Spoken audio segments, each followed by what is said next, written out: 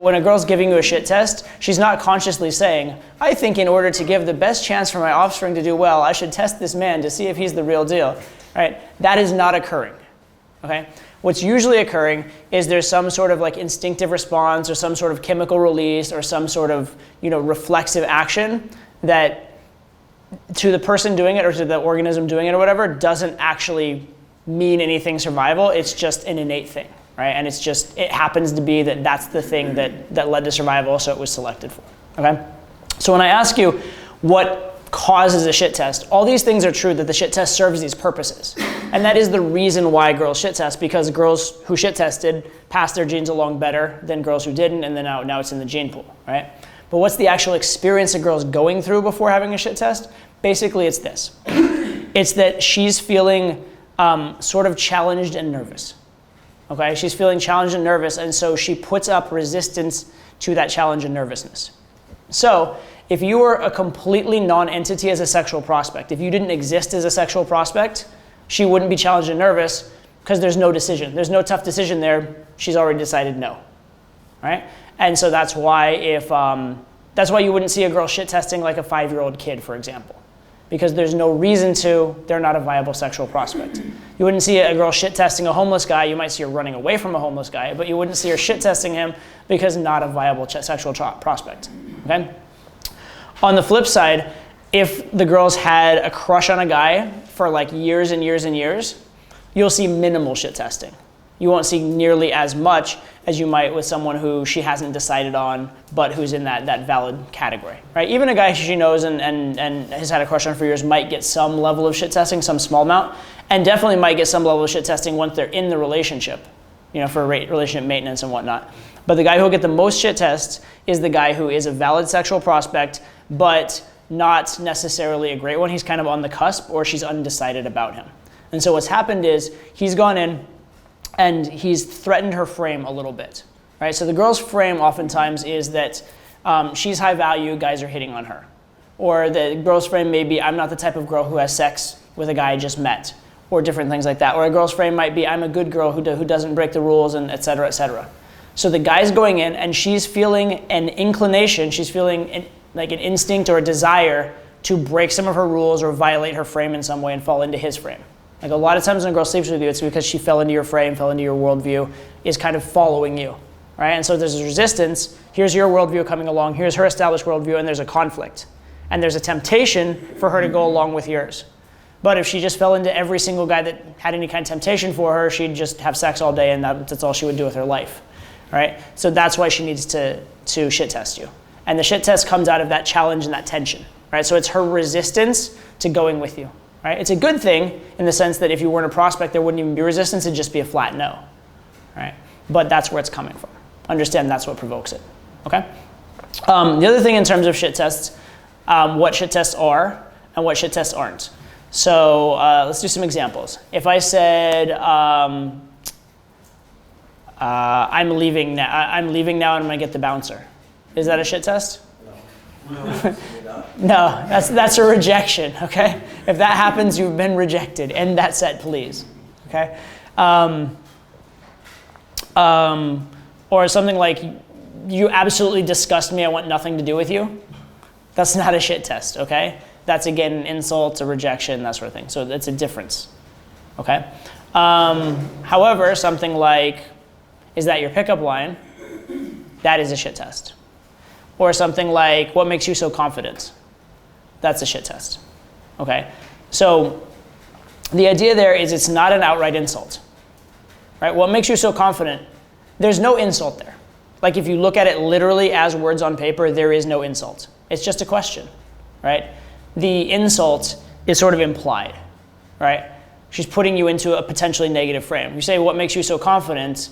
The implication is you don't have enough justification for your confidence. But that's not said, right? The insult's implied perhaps, but not said. Or is that your pickup line? Is that insulting in any way on paper? No, but why is it a shit test? Why is it difficult? It's because of the implication. Is that your pickup line? By which I mean, are you a cheesy guy who just wants to pick me up, right?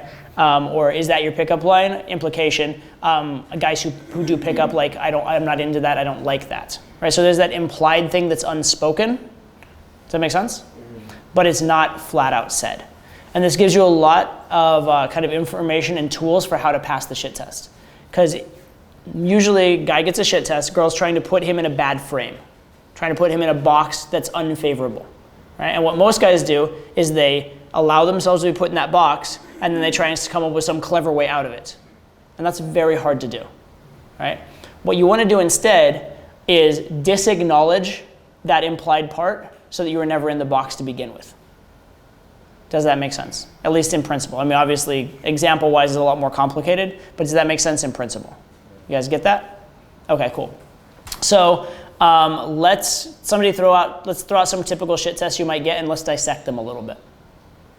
Is that your pickup line? Is that your pickup line? Okay, cool. So there's a bunch of potential negative implications there, but what is a negative implication there, or a negative assumption that might make it a shit test? You're a player. You're like going around throwing out pickup lines. Cool. By the way, that's not even negative yet either, right? You have to go one layer deeper than that, and that's bad, and that turns me off, and that's cheesy, and that's lame, right? So even if you said you go around saying pickup lines to every girl, that actually technically is not yet a bad thing until you take the next step, and that's bad, and that's unattractive, and that's disingenuous, right? So the implication is at that next step, okay? So for example, you could imply that it's actually a good thing. Say, so is that your pickup line? You say that to all the girls? Like, wow, you think I'm like smooth and popular? I appreciate that, right? So on a literal level, it passes the shit test. That one's a little bit, that answer's a little socially out of touch, but on a pure verbal level, that would pass that shit test in that way. Make sense? Okay. So yeah, that's one. Give me another shit test. Do you say that to all the girls? Do you say that to all the girls? Okay, cool. Where's the implication? It's like you're not creative enough. You just kind of like copy paste and say to every girl until something works. Cool. All right. Yeah, exactly. Right.